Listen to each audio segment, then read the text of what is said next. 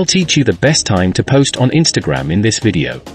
My posts went from looking like this to this just by using the method I'm about to teach you.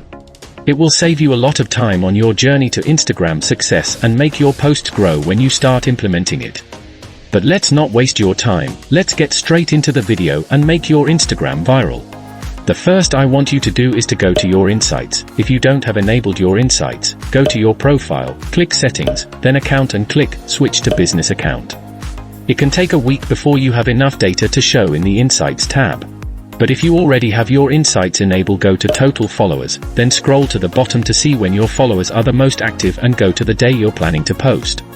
Let's say I'm planning to post on a Friday. The best hour to post is 1 hour before the peak, which is here. But remember to keep an eye on your followers' insights, as different part of the year can lead to different active time on Instagram. You should also show some gratitude and subscribe to my channel to be updated on the latest hacks and tips on Instagram. You should also think about what kind of people your audience are and also check out where they are located.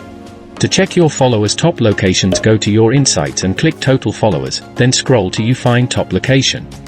As you can see, my followers are located in 2 completely different places and therefore have different time zones. I should therefore think about a time to post that fits them both. Try to stick to a time slot when posting.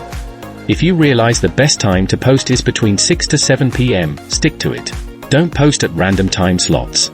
Keep it simple for your followers. If they know you post between 6 to 7 p.m., it makes it easier for your followers to have a time to relate to.